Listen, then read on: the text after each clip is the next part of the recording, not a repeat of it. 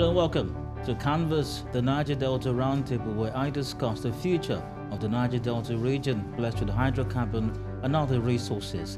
Every week we give some time to reflecting on topics relevant to the development of the Niger Delta region, and today is no exception. Now, we're focusing once again on how to take the Niger Delta region to a more promising future. Just a reminder that the program is sponsored by the operator of the NNPC, SPDC, Total Energies Active Joint Venture, the Shell Petroleum Development Company of Nigeria Limited, headquartered here in Port Harcourt. Thank you for joining. I'm Adedayo Ilushakin.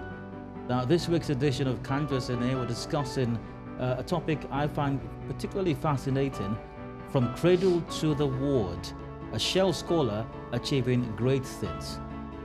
Access to education in the Niger Delta region faces several challenges, which include social exclusion, poverty, and educational inequities. Addressing these challenges requires a comprehensive approach that focuses on participation, empowerment, and building human and productive assets. Quality education is central to this approach, as it can help individuals pursue developmental goals that they value, both collectively and as individuals. Shell's Cradle-to-Career scholarship provides full scholarship to select students covering tuition, accommodation, books, clothes, toiletries, medical insurance. Shell's Cradle-to-Career scholarship provides full scholarship to select students covering tuition, accommodation, books, clothes, toiletries, medical insurance, and visiting care for the 6 years of secondary school, and is targeted at brilliant children from the Niger Delta with sometimes less privileged backgrounds. Shell companies in Nigeria have a history of supporting education through scholarships and other initiatives. In 2021, the SPDC JV and SNEPCO invested $6.2 million in scholarships.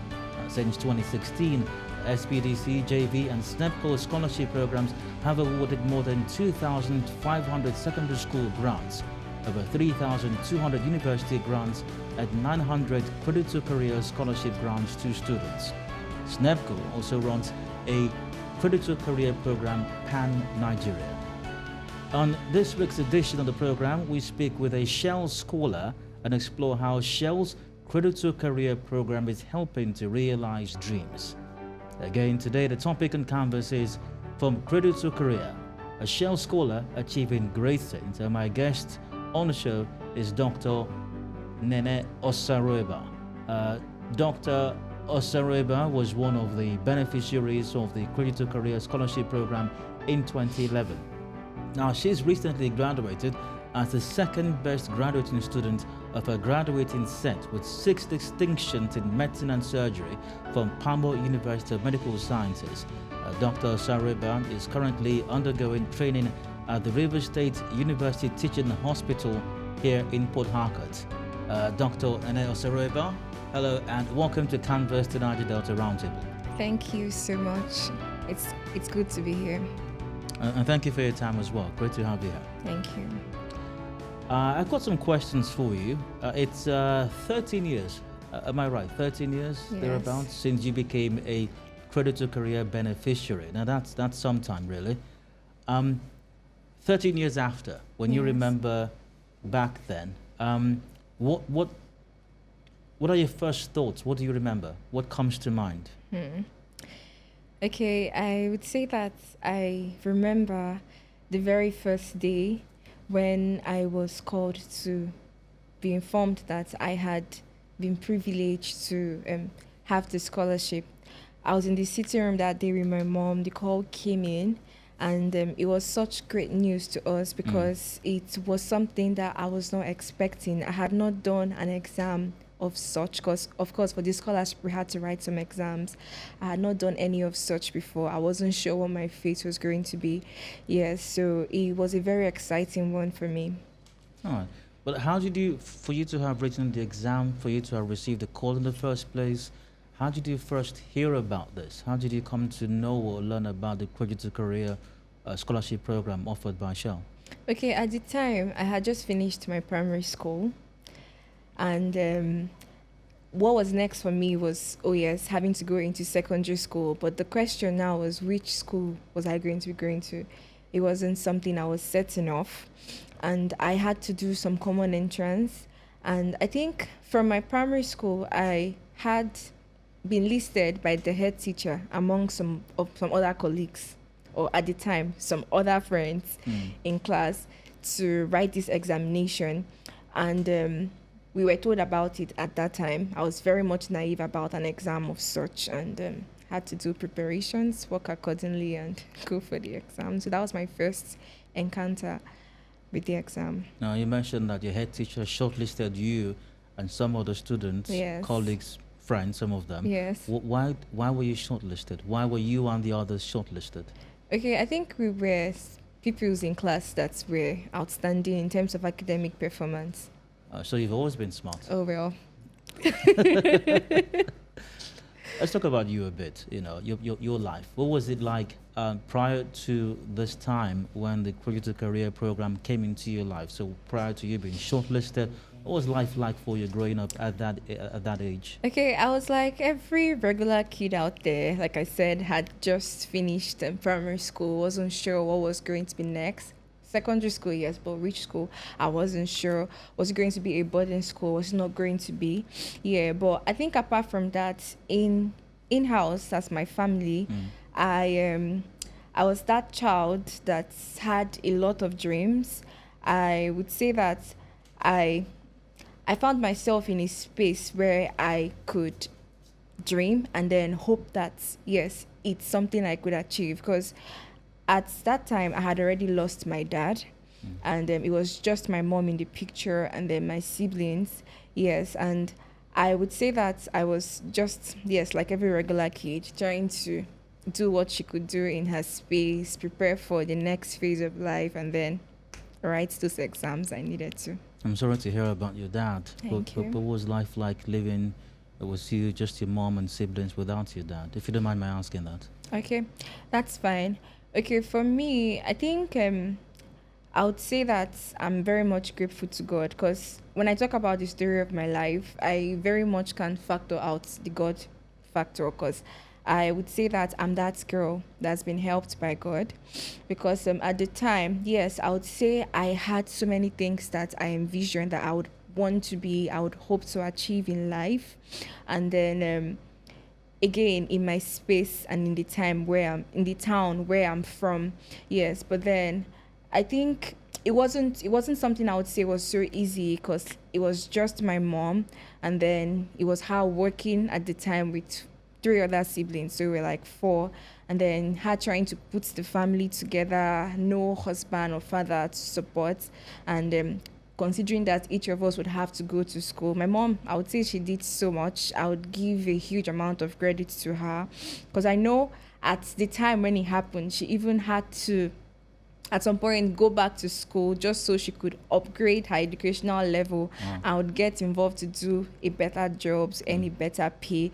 Yeah, so it was a bit of a struggle, but I would say maybe as a child, I did not experience it so much, because I had a mom that was there to have her children's back. And yeah, another thing to point out, my mom actually did not remarry.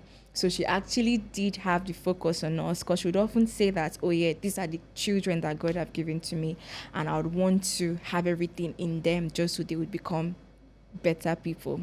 Here I am today. So yeah. And you turned out good. Yes. You mentioned dreams. You said severally, I was that kid who dreamt a lot. You used the word dreams repeatedly. Yes. What were your dreams as a kid, as a child? What did you dream of? I had a lot, like I said. Okay, when I was younger, at a point, I was into poetry. I used to write, even stories too. And then I had told myself that, oh yeah, before I'm 18, I would like to have one of my books published. I would want to write a book, maybe a story book or a poetry book, something, and have it published. I think along the line, I also wanted to be an accountant. Yeah, I wanted to be a banker at some point. I mean, that mentality that, oh, okay, since it's the bank, possibilities are that there's money there. So, yeah. Yeah, but I think after I knew better, it changed. At some point, I wanted to be an astronaut, because I so much fancied that. Really? Oh yeah. I wanted to be an astronaut Oh also. wow, okay. I so much fancied that you'd go into space, but guess what? When I told my mom about it, she was like, what would happen if you go there and you get missing? And she tells me there's a story of someone that went missing and then the family had to go and look for the person in space. Did you ever want to be a superhero at any time? Oh no, it was just the astronaut Okay, thing. I wanted to be. Anyway, it's not about me. It's about you. Yeah, but again, I knew better, and then that was when the dream of being a medical doctor came in. Yeah, so at this point, I had gotten the scholarship. I was in Brookstone School Secondary, and I started to know better about myself. I had counselors that would guide through decision making. Yeah, so I would say that at that point in secondary school, yes, it was either going to be me being a medical doctor or me being a chemical engineer.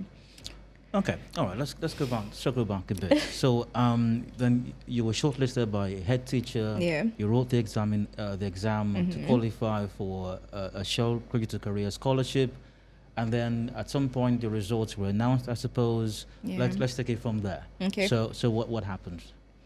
Okay, so I had to start preparations for resumption to school. Okay, when were you were notified how that you passed and Okay, you it was qualified? actually via a phone call. Okay. I just had a phone call, and afterwards I had text messages that followed up as to where the resumption was going to start. So they actually said that we were going to go for an orientation program at a school, and the school at the time was Brookstone School Secondary. Okay. Yes. So that was where preparation started for resumption. So I went for the orientation program.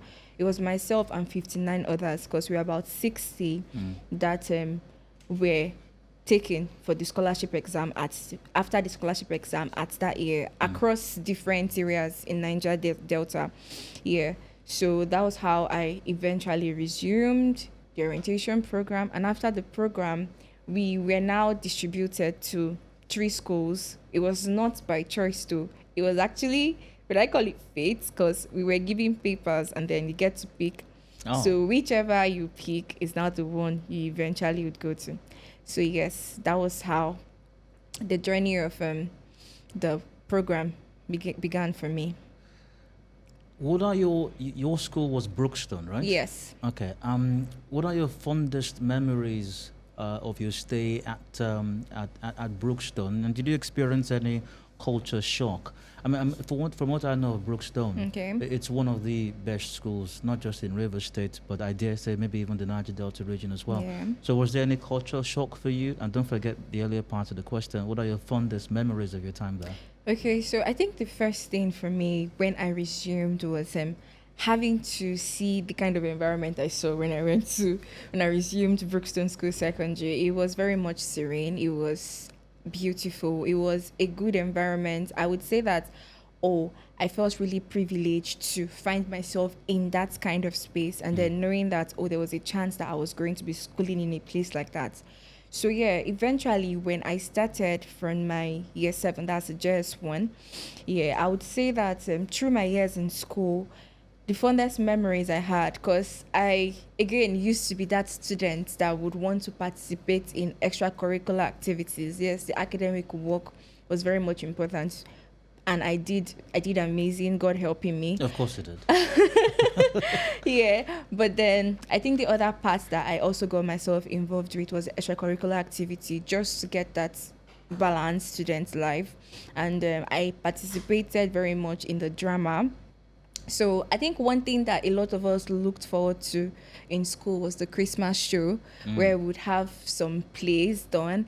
And I know we acted, I don't know if you know Sound of Music. Yeah, even Evita, yes, and Joseph and his amazing colored coat. So it was something we looked forward to, and I was in the drama group, so it was always exciting to go for those practices and then eventually now have to do the play on stage in front of the parents. Yeah. So that was one of it. And I think the second one is the ground it gave me to make friends that I would dare to call even family now, because we've gotten to know ourselves for over 13 years. And in this time, we've created so much bond. It started, of course, when I was in school. So I would say that the other fondest memory would be having to give me that opportunity to make friends, to make the connections that I have now with all of those persons. Yeah. And then the other part of the question was... I think you answered it already. Okay. You know, I mean, with the culture shock, you don't, if you had experience in the culture shock, Yes. but you already dealt with that. Okay. Speaking of Sound of Music, what role did you play? Okay, I was one of the daughters. Ah, Yes, okay. of the captain. Oh, okay. A dear, a Yes, female dear. Right. So how did the Cradle-to-Career program help in realizing your dreams? Okay. So the role that the Cradle-to-Career program played in me achieving my dream is granting me the opportunity to attend a secondary school like Brookston School Secondary. I would say that on my own, it's not something I ever thought could have happened, having to be in a space like that, having to attend a school as such. Because I would say that while I was there, I had a lot of exposure. I made good friends, like I said. And then, you see, the other part of it was I'm a doctor today because, yes, I made that decision that I wanted to study medicine. But before then, like I earlier said, there was chemical engineering in the picture. And the reason was because I had this really brilliant chemistry teacher that had that simple aim of having to see his students do so well. And I fell in love with chemistry. So I felt like, okay, it looks like there is a chance here. But along the line, I think one thing that guided me in my sessions with the counselor, so how did the Cradle-to-Career program help me? It was giving me Brookstone, or giving me that opportunity to study at Brookstone. And while I was at Brookstone, I had the counselor amongst like every other thing that I benefited from it. Yes. So my sessions with them, I knew one thing, that I wanted to be in a field, whatever I was going to do later in life, I wanted to be in a field where I would easily have positive impacts in people. Like I said, I see myself as a girl that's been helped by God. I have been privileged in so many situations, and then with people that I would say I might not naturally be able to even pay them back for what they have done for me. So I usually would feel that need to want to help people to become someone in life, just so that I would also put smiles on people's face and see people becoming other better persons, just like how it was done for me. Yes. So in my sessions, I eventually now decided that, it was going to be medicine, because I would have more of that direct contact with people, to see them get better, to see that smile on their face, see that smile on their relatives' face when they get better, than maybe I would have done with chemical engineering. So yes, I would say that the C2C program gave me that opportunity to attend a school like Brookston School Secondary, and that was the much they did to help me to achieve my dream today. It is Canvas and Niger Delta Roundtable, brought to you by SPDC and her JV partners. Today we're discussing Shell's Cradle-to-Career program, specifically how it's helped one of its scholars go from the cradle to the ward, where she is saving lives right now, literally. However, we have to go for a break. When we return, the conversation on Canvas, the Niger Delta Roundtable continues. Please stay with us. You're welcome back. It's Canvas, the Niger Delta Roundtable, brought to you by SPDC and her JV partners. And we're still discussing the Shell Cradle-to-Career program, how a Shell scholar went from the ward, how a Shell scholar went from a cradle to the ward, literally, where she's saving lives today. And I've got here Dr. Nene Osereba. Dr. Osereba, you're welcome again. Thank you so much. It's a fascinating story that you've been telling so far. I'm really delighted that you're on the show this week. Thank you. So,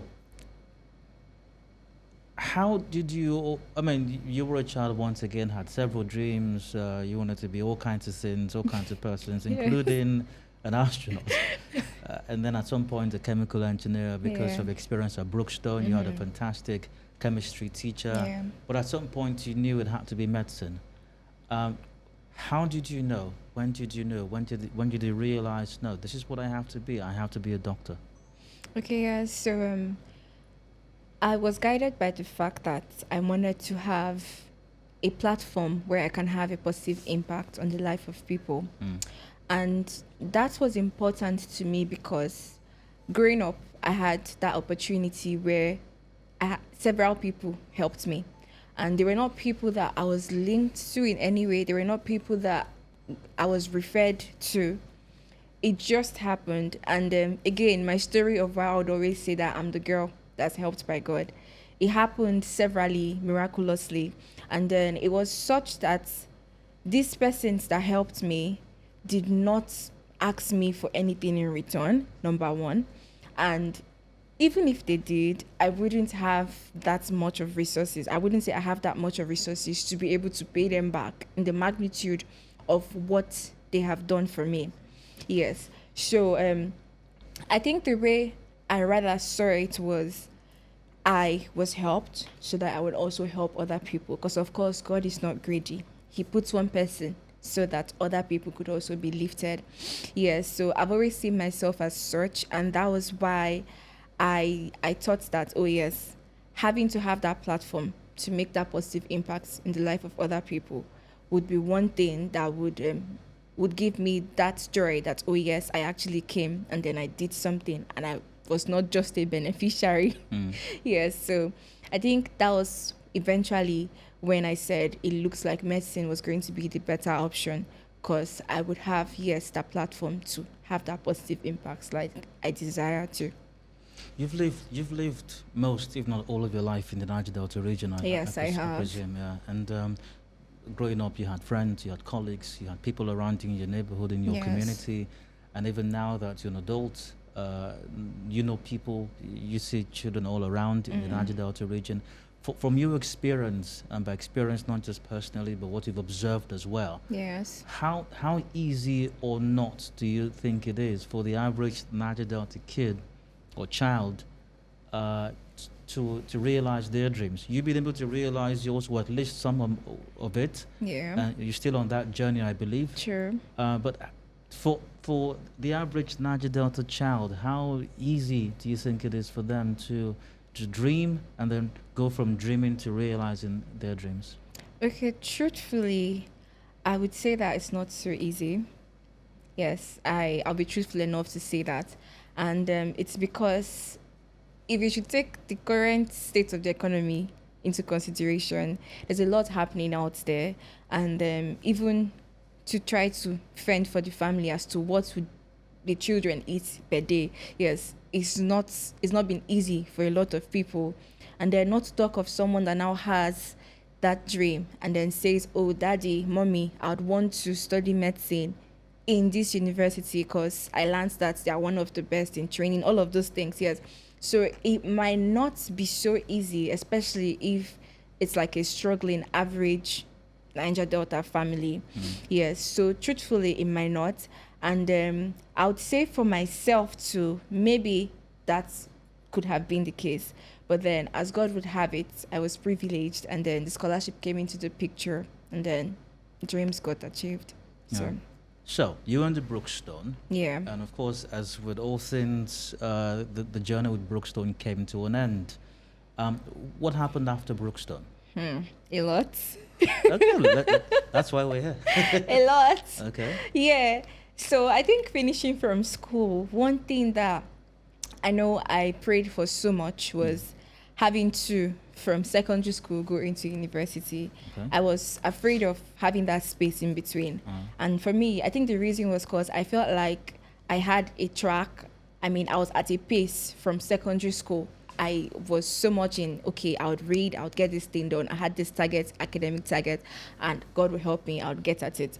So I just felt like having to have that continuum from secondary school to university would not give space for that break. Will I call it a break in transmission? Yes. But it did not seem like it was going to go the way I dreamed at the time, because after I finished from secondary school in 2017, I had written my JAM already. My result came out. I had a good score. Okay, I was going to be able to get medicine. But then there was a little bit of an issue with my JAM. Oh. Yes. And I know at the time, the university I had put as my first option was University of Calabar. Yes. But then because of that error I had in my JAM, And when we made our inquiries, it turned out that I wasn't going to be able to get the choice I wanted. That's the course, medicine and surgery. Yes. And at that point, it literally seemed like in my very before, what I was afraid of was coming to me. Yes. And then I had to make that decision of, would I just stay back at home and then write my jam and go back next year? Or would I use this jam score and do something, still write my jam and go back next year? So I eventually made the decision with my mom that I'd rather be in school, and then while I'm there, I'm preparing for my next jam.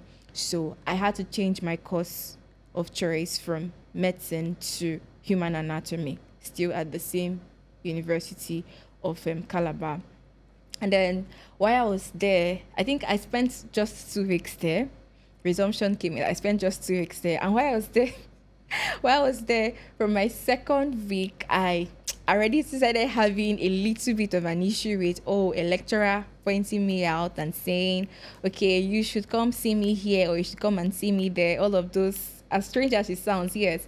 And at that point, I think I was very much annoyed. The exact point wasn't thrown at me yet, but then something was fishy about that. Okay, let's touch on that a bit. Okay. What do you mean by come see me here, come see me there? Okay, so he had told me that, he stays upstairs in this particular room, and I should come and see him. And it did not just happen once. It happened like 3 times. He had seen me in fact, there was a time when he saw me just randomly outside of the university, and then had asked me, where are you going to? Very innocently, I said, that I wanted to go and meet my friend so I can open my bank account. And then he goes, it's not true. You're probably going to see all of those things. See what? See a guy. Okay. And then if it's me that's calling you, you would not want to. So after class, on the third occasion, after class, he had now called me again and told me particularly that, this is where I should come and meet him on this day and all. And I had communicated every single time. I had communicated it with my mom and my aunt that I was staying with at the time. And then while I was at University of Calabar, I had made some friends, but then we were close, 2 guy friends, because, they usually go keep seat for me. They go earlier, or if I go earlier, I would keep seat for them. But at the time when the lecturer came into the picture, one of my friends had advised me that I would need to make a female friend for that purpose, just so they wouldn't now have an eye on them in turn, maybe him seeing them as a threat. I don't know if you get. Now, just to be very clear, you will continue, but just to be very clear, what you're describing now is that a lecturer was making inappropriate advances towards you. Yes, he was actually like that. Okay, go ahead. Yes. So eventually I made a friend, and then I had gone upstairs to see him with that recording. I had my phone, because that was the instruction that my mom had given me. I should have a phone recording. I went with my friend. I went into his office. There were some other people there, and he called me to a corner, had separated my friend from me, and tells me that, that he wants us to be friends, nothing so serious attached to it. But then whenever I'm free, I should feel free to come to his office. We could interact and talk. And I'm like, okay, sir.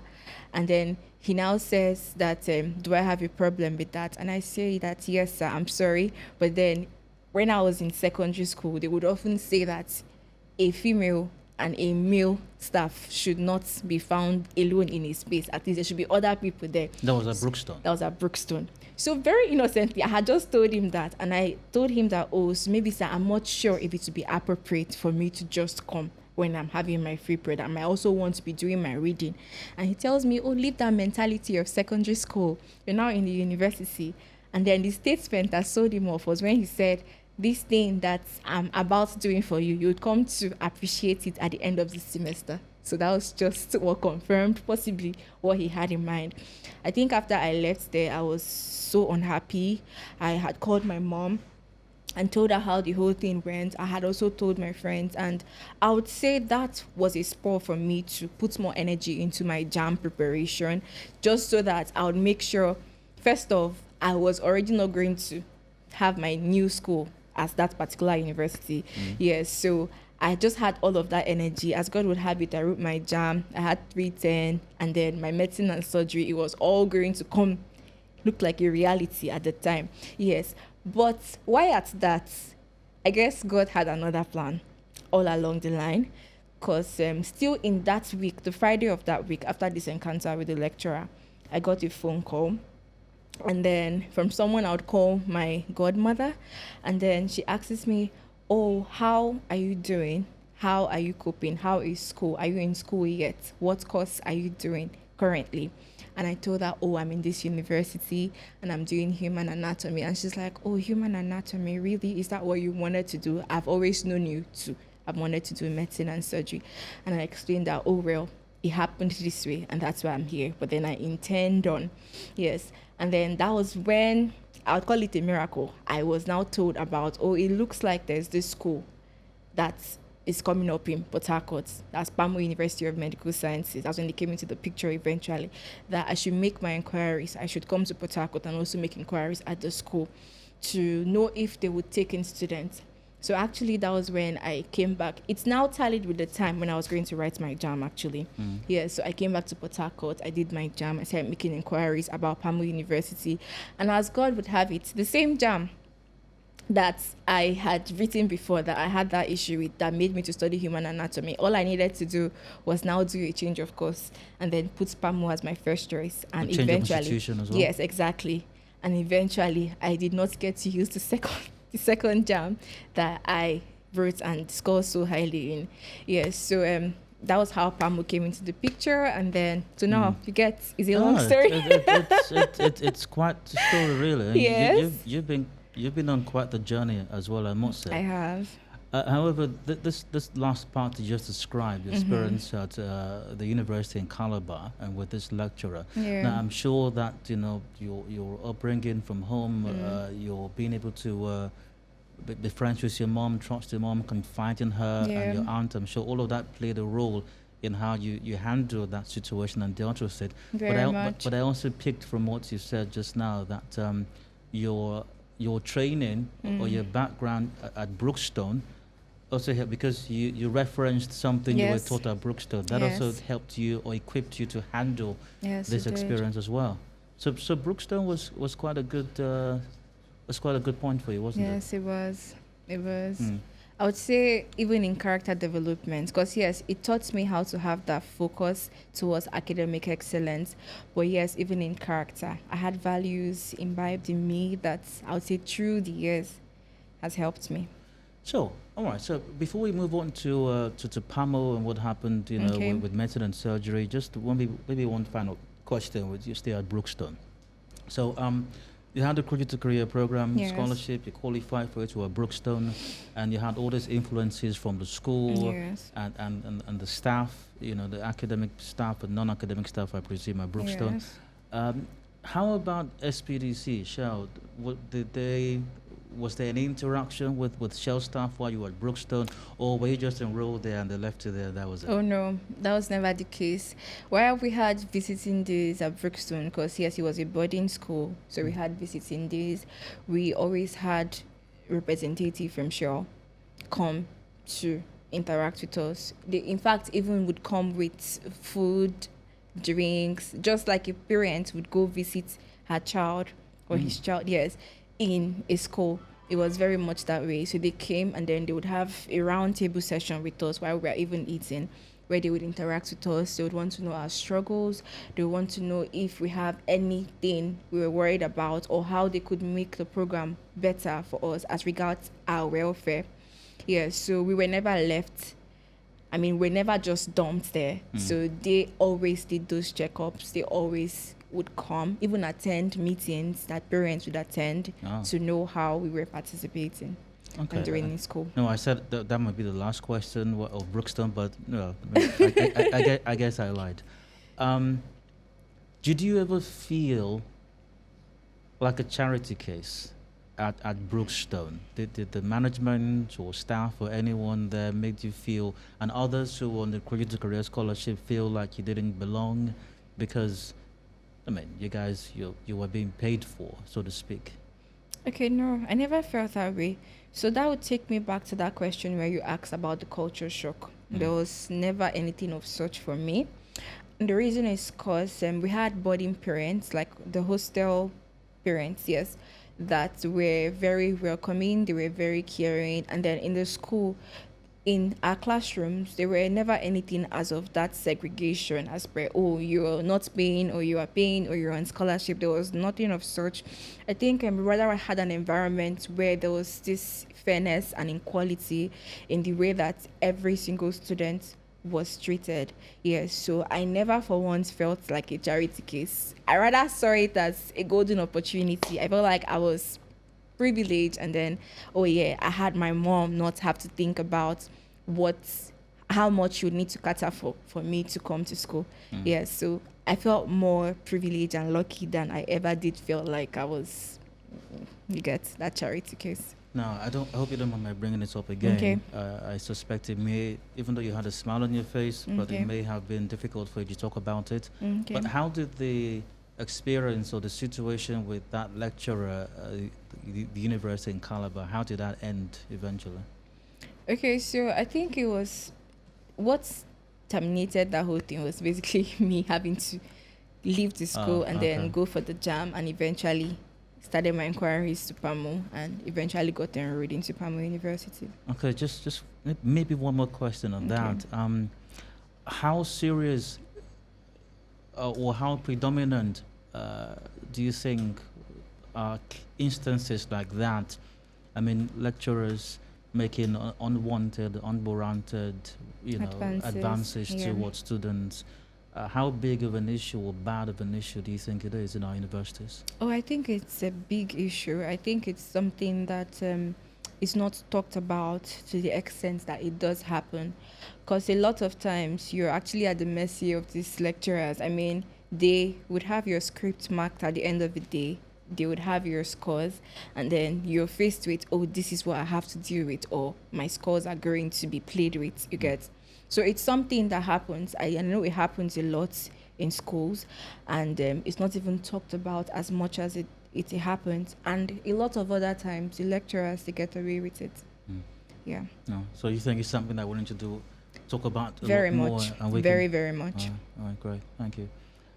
So you eventually you left University of Calabar. You went to PAMO, but I also gather that you've said you've been a lucky person. You've been favored. You know, Yes. you talk about your faith in God and how He's come through for you severally. Yes. Apparently, He showed up again Yes. because you were also a beneficiary of River State Government scholarship scheme for students Yes. studying any medical related course at undergraduate level.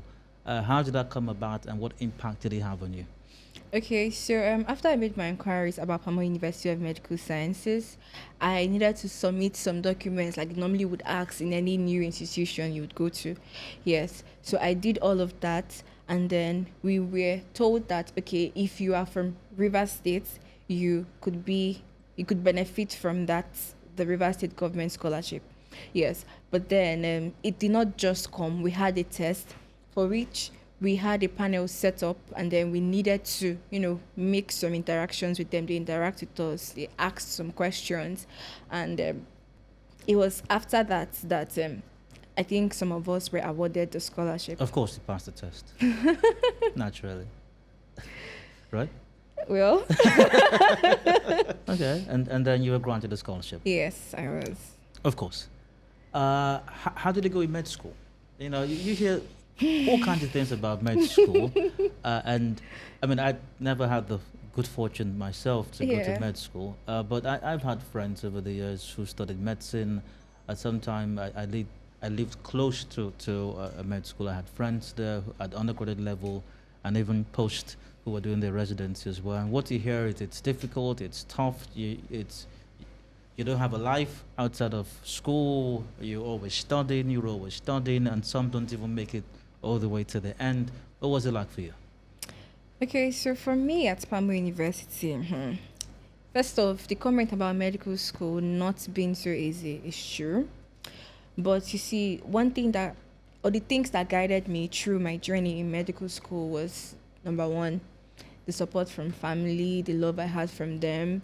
Because there really were times when I would say I was down. I would be reading through the night and I'm so stressed, and I'm like, okay, who sent me to do this? Why am I here? I mean, I would reflect on how I have some of my colleagues that may be doing like easier courses and are having their way through in life. But then this is me. I'd have to, stay up at night and burn the candle. Yeah. So truthfully, it wasn't easy, but family was there. I had that goal. I had that desire. The passion was there. So I usually would advise people that if you do not have that passion for medicine, you shouldn't go. It shouldn't be because mommy or daddy said I should study medicine. It should be because I want to do it, and you should have reasons why you would want to do it. Because at those times when you would be down, you would need to remember those reasons to actually like keep yourself going.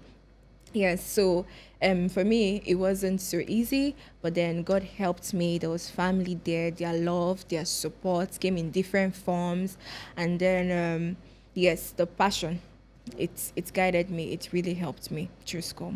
You're a brilliant, lovely lady, and so while you were at school at Pamo, did you have time for a social life? Did you have time for guys maybe? Okay, so when we had initially started from our year one, I would say that things were a little bit freer because at that time we were doing courses we had done in secondary school, like chemistry, biology, physics, was from our year one. Yeah, so it was a bit lighter because there were things we were already familiar with. So I would say I was a bit more social then. I would get involved with those extracurricular activities, play basketball, play volleyball, and then board games like I normally would love to do. But dynamics changed from my 200 level because we now got into the basic medical sciences, like the medical courses proper. And then it required more time, it required more attention. So that was that time when things got a bit more technical. So we needed to have I needed to have my head down and then burn the candle. So I would say that my social life did suffer through that period. It did suffer. In fact, through medical school, yes, it did suffer. Because even at the time, like even presently, if I'm faced with people and then I have to interact with them, I very much would interact with them. But then I think one thing that medical school did to me was it just gave me that composure. So in as much as, oh yeah, I would interact with you, I'm normally social. I wouldn't say that I'm so introverted. I would say I have both. But then when I need to put out that extroverted part of me, it actually does come out. But then there is still that limit to it and there is that consciousness. So I also would need to maintain my, would I say composure? I don't know if that makes sense. Perfect sense. Yes, but well, that's this. Would I call it a scar? That's the scar we get to live with because we have decided that we want to be different. We want to save life. So there are some things that you don't expect me to do because, oh yes, she's a medical doctor and she should. There's a standard. Do you get? I mean, a good one. Of course. Yes, but then I think that's like the sacrifice that's... You've always been a dreamer. From our conversation so far, you talked about having dreams as a child growing up. And I imagine that you're still that same child with dreams. You've accomplished a lot of dreams. Yeah. Congratulations, I dare say. Thank you so much, You've Sam. done better than most. What dreams do you have still for the future? Okay, so moving forward, I'm currently doing my housemanship at Rivers State University Teaching Hospital. And after now, I would want to go further in my medical practice. So I would want to go into residency and also have some master's program done. And I think apart from that, I also would want to have an NGO. So it's something that I look forward to having because again, it's fueled by the passion that I would want to be able to help other people to the much that I was helped that I can pay back for. Yes, so I think those are the basic things. There are like some other ideas, would I call them maybe business ideas? Because of course, to have an NGO, there has to be that sort of balance. And then you have to also consider where the money is going to be coming out from. So that's where the other plans come in. But roughly, I would want to further my medical practice. I would also want to have an NGO. Okay, all right. How important you benefited from a lot of things growing up as a child, and of course, what for the purpose of our conversation today, we haven't focused in on Shell's Cradle-to-Career scholarship program. Yes. How important, how crucial do you think, or suppose, schemes such as the Cradle-to-Career program helping or can help children in the Niger Delta to become the next Dr. Nenel Sareba? Okay, so I think the program is an amazing one. It's a program that I would say is gold. It's not one that is very common, and I think it should. Okay, first off, rather I would want to say thank you. Yes, proper to start that way. I'd want to say thank you to the SPDC for the role that she played in my life in helping me to attain the state I am in currently via the C2C program. Yes, and I would say that you should maybe just take a look at me. I would have those dreams, but who would fuel them? Who would support them? I mean, the program gave me that platform I needed. It gave me that solid foundation at Brookstone School Secondary, where I was able to, learn academic excellence, learn good character, learn social interaction, get good friends, and then have connections with them right now. So I think the program's an amazing one. I think it's brilliant. It's one that is not common, and that if given the opportunity, people should so much hold on to and make use of to eventually get like really good results, because it's a platform that, yes, grants you that opportunity to get those dreams. You dream more, and then you look forward to being a better person, and also to help other people. How's the mom these days? I mean, all of that effort she put in you as a child, great, and watching you grow and achieve dream after dream after dream. How's she doing, and what does she think of you now? Oh, my mom, she is doing fine. I'm so grateful to God for her.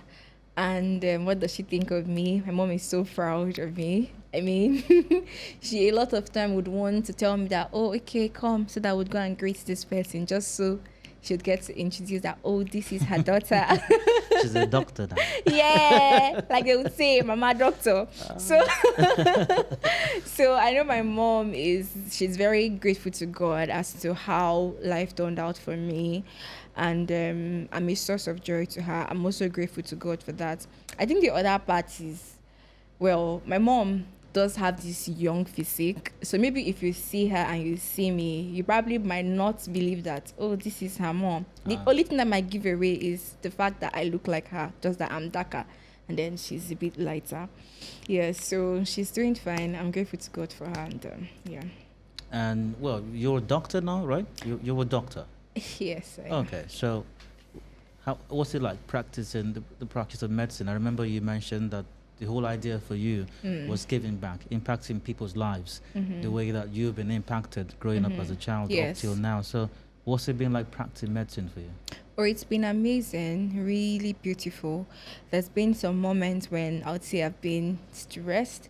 There's been some moments where I would say we've had some outcomes, like some outcome with patients that were not favorable, and having to deal with the outcome has not been so easy itself. But I would say that it's part of the practice. It's something that I saw through my years of medical school, and as difficult as it is, would have to maybe just hope for the best subsequently.